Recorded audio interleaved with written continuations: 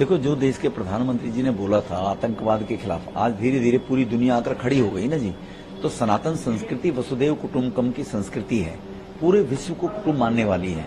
तो मानवता जहां जीवित रहेगी, मानवता का अंश जहां सुखी रहेगा, वहीं सनातन है। सनातन को वर्ण नहीं है, कोई वर्ग नहीं है, कोई जाति नहीं है, कोई धर्म नहीं है। तो सनातन का मतलब है परहित के बारे में सोचना, ये सनातन संस्कृति है। तो इसीलिए ये कभी खत्म हो ही नहीं सकती। मैं रहूं केवल, मेरा धर्म रहे केवल, बाकी सबको हम नस्तानाबूद कर देंगे। तो जैसे इस्लाम में कुछ लोग बोलते हैं, हमास में बोला जा रहा है आतंकवादी गतिविधि हम ही रहेंगे बाकी, ये इसलिए सनातन को दुनिया में कोई समाप्त कर ही नहीं सकता।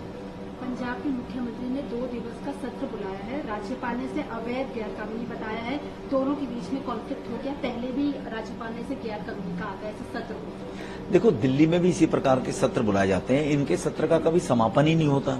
आप अगर सत्र बुलाओगे, जो लोकल वहां की समस्याएं हैं लोगों की, विधायकों की, उनके क्वेश्चन वो लगाएंगे, मंत्री उनके आंसर देंगे, तो आप पंगु सरकार बनाकर, सिंगल मैन शो बनाकर लोकतंत्र को खत्म करना चाहते हो।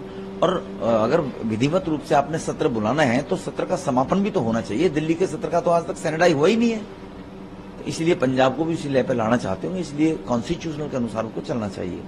अखिलेश यादव कह रहे हैं कि अब आप लोग भी कास्ट सेंसस को समर्थन देंगे, क्योंकि आप लोगों को भी झूठा प्रचार करना आप लोगों को आता है कि कैसे किया जाता है। ये कुछ लोग देश को बांटना चाहते हैं। अंग्रेजों ने भी देश को ऐसे ही बांटा था। अंग्रेजों ने भी ऐसे ही बांटा था कि देश को वर्गों में बांटकर और देश को कमजोर करना है।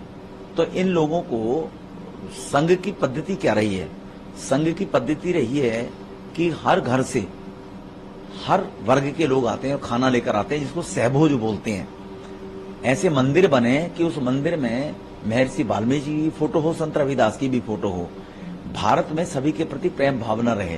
तो इसीलिए ये उसको तोड़ना चाहते हैं। ये तोड़कर जाति के नाम पर ये लोग मुख्यमंत्री बनना चाहते हैं, इसलिए शोर मचा रहे हैं। मैं राहुल गांधी जी की बात पे आता हूं। वो बार बार अगर इस बात की बात दोहराते हैं तो उनके पूर्वजों ने क्या किया था, क्यों नहीं किया, वो इतिहास निकाल कर देखो उनके पूर्वजों का 50 साल का, राहुल गांधी जी का। तो इसीलिए ये सत्ता के लिए इस प्रकार से भारत को तोड़ना चाहते हैं। मध्य प्रदेश में चुनाव है, कांग्रेस कह रही है कि आप लोगों ने रोजगार नहीं दिया है। 50% तो भ्रष्टाचार है। 17 साल में 17,000 से ज्यादा युवाओं ने आत्महत्या कर ली है। कर्नाटक में एक बार काट की आंधी चढ़ गई, वहां इन्होंने झूठा प्रचार किया, 30% 40% भ्रष्टाचार। इन्होंने सोचा इसको मध्य प्रदेश में भी चलाकर दिखा दो। मध्य प्रदेश का मुख्यमंत्री बच्चे बच्चे का, गरीब का, हर वर्ग के लोगों का मामा के रूप में काम करता है। तो इसीलिए मध्य प्रदेश में कोई भी भ्रष्टाचार, 4 साल तक इनका विपक्ष, इनका नेता प्रतिपक्ष वो क्या करते रहे? कभी एक भ्रष्टाचार बताया ना इस क्षेत्र में, यहाँ पर केवल कहने से थोड़ी होता वेग में।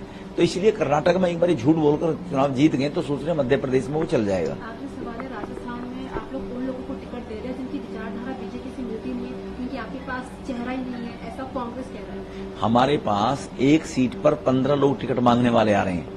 कांग्रेस के प्रदेश अध्यक्ष का 10 दिन पहले बयान आया कि सर फटोवल हो रहे हैं।